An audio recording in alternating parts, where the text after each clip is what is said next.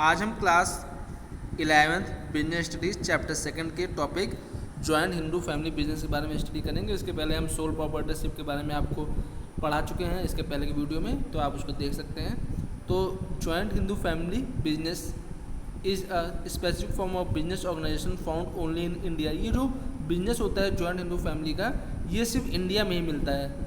It is one of the oldest form of business organisation in the country, और हमारे country में बहुत पुराना बिजनेस ऑर्गेनाइजेशन ये उसका एक फॉर्म है।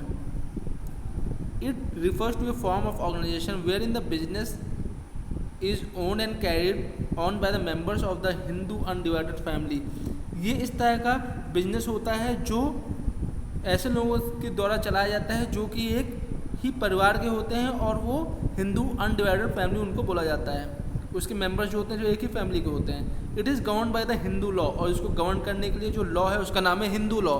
The basis of membership is the business is birth in a particular family and 3 successive generations can be a member in the business.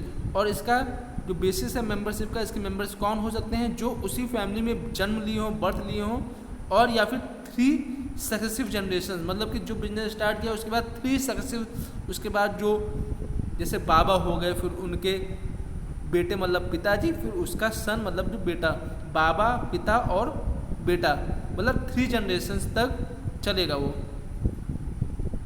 The business is controlled by the head of the family who is the eldest member is called कर्ता। और जो business को control करने के लिए control होता है सबसे एल्डेस्ट, सबसे बड़े मेंबर का, जिसको कहते हैं कर्ता। तो क्वेश्चन अगर आता है एग्जाम में कि कर्ता कौन होता है, तो आप ये ले सकते हैं जॉइंट हिंदू फैमिली बिजनेस में जो सबसे एल्डर मेंबर होता है वो हेड होता है, उसको कर्ता बोलते हैं। All members are equal ownership right over the property as an ancestor and they are as co partners. और हर किसी का एक इक्वल ओनरशिप होता है उसके एंसेस्टर, जो हमारे पूर्वज हैं, जो से पूर्वज उनके प्रॉपर्टी पे, और उनको बोलते हैं को पार्टनर्स। ठीक है। इसके बाद आता है हमारा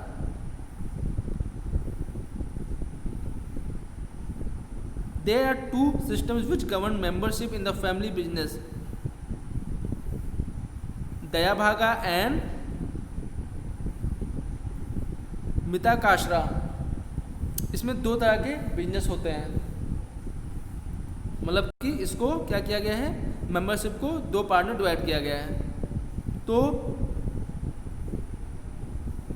काशरा system, Dayabhaga system prevails in West Bengal and allows both the male and female members of the family to be co partners. Co partners कौन हो गए?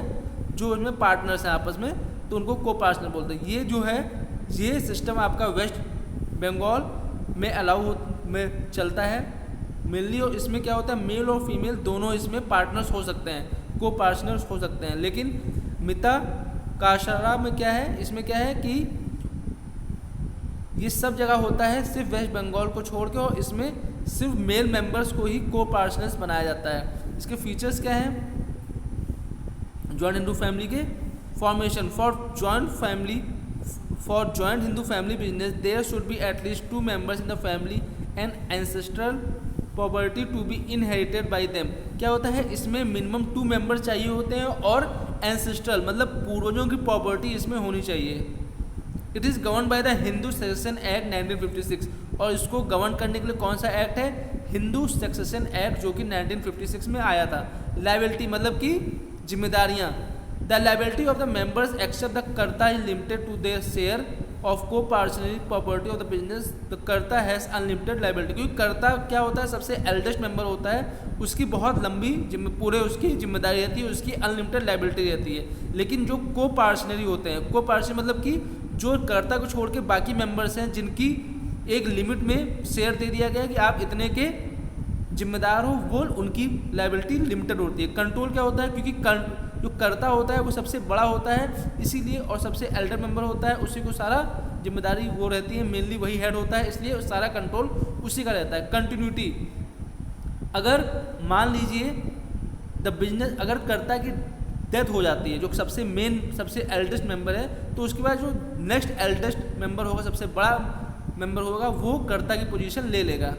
माइनर मेंबर्स, अब मेजर और माइनर 2 वर्ड होता है। माइनर होता है जो 18 ईयर्स से बिलो हो, 18 साल से कम हो, और मेजर 18 ईयर्स प्लस हो, मतलब 18 साल से ज़्यादा हो, 18 या 18 साल से ज़्यादा हो, वो आपके मेजर हो गए।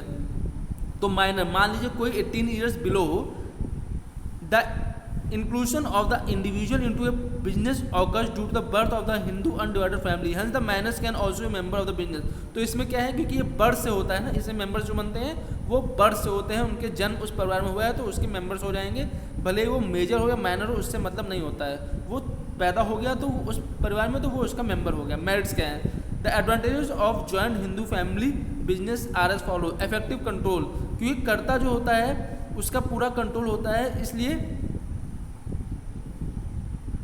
डिसीजन मेकिंग पावर उसी के पास रहता है। दिस अवॉइड्स और अगर एक ही के पास सारा डिसीजन मेकिंग पावर होता है तो इससे क्या होता है, कॉन्फ्लिक्ट होने के, झगड़े होने के चांसेस कम रहते हैं। जैसे अगर हर कोई डिसीजन लेने लगे तो प्रॉब्लम होगी, कोई बोलेगा ये करो, कोई बोल, लेकिन इसमें क्या है, सिर्फ एक ही सबसे हेड होता है, इसलिए उसी का कंट्रोल चलता है, इसलिए इफेक्टिव कंट्रोल रहता है, अच्छा कंट्रोल रहता है। कॉन्टिन्यूड बिजनेस एग्जिस्टेंस, मान लीजिए कर्ता की डेथ हो जाती है तो क्या होता है, कॉन्टिन्यूटी बनी रहती है, इसलिए बोला गया कॉन्टिन्यूड बिजनेस एग्जिस्टेंस, जो नेक्स्ट एल्डेस्ट मेंबर होगा वो उसका हेड हो जाएगा।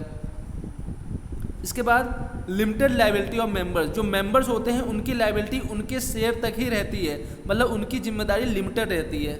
फोर्थ हमारा है increase loyalty and cooperation, increase loyalty, क्योंकि सब एक ही परिवार के मेंबर होते हैं, इसलिए उनके आपस में क्या कहते हैं कि हम आपस में उनकी जो बाइंडिंग कैपेसिटी होती है, जो आपस में उनका मेल भाव होता है वो बहुत अच्छा रहता है। इसकी वजह से क्या होता है कि हमारा जो बिजनेस होता है वो अच्छा होता है, क्योंकि सब आपस में एक दूसरे को जानते हैं, इसलिए एक दूसरे को समझते भी हैं। लिमिटेशन, इसके लिमिटेड क्या है, लिमिटेड सोर्स, जो joint Hindu family business faces the problem of limited capital as it depends mainly on ancestor property, इसमें कैपिटल की प्रॉब्लम होती है। लिमिटेड रिसोर्स, जो उनके पास प्रॉपर्टी है, जो उनके पास कैपिटल रहता है बिजनेस में वो लिमिटेड रहता है, क्योंकि ये एंसेस्ट्रल प्रॉपर्टी पे ही रहता है, जो पूर्वजों की प्रॉपर्टी है उसी पे ही ये रहता है। अनलिमिटेड लायबिलिटी ऑफ कर्ता, क्योंकि इसमें एक और लिमिटेशन कमी ये है कि इसमें जो कर्ता होता है उसकी अनलिमिटेड लायबिलिटी होती है, उसकी पूरे की लायबिलिटी रहती है। थर्ड क्या है, डोमिनेंस ऑफ कर्ता, मान लीजिए कर्ता जो है वो इतना सही नहीं हो, बाकी सब मेंबर्स पे अपना वो थोपने लगता है कि अपना डिसीजन को थोपे वो गलत तरीके से, तो ये इसमें बोल सकते हैं उसका डोमिनेंस होता है कर्ता का गलत तरीके से। अगर सही है तो अच्छी बात, अगर वो सही नहीं है तो सबको उसी की बात माननी पड़ेगी, क्योंकि वो उसका हेड है। फोर्थ हमारे लिमिटेड मैनेजरियल स्किल्स, जो मैनेजरियल स्किल्स हैं वो शायद वही चीज़ बात आ गई कि जो करता है उसकी लिमिटेड, क्योंकि अकेला उसको सब कुछ देखना है, इसलिए उसकी जो मैनेजरियल स्किल कहीं ना कहीं उसी तक सीमित होगी, कहीं ना कोई कमी होगी। अगर कोई कमी होगी तो वो पूरे बिजनेस पे उसका असर होगा। तो ये हो गया आपका जॉइंट हिंदू फैमिली बिजनेस।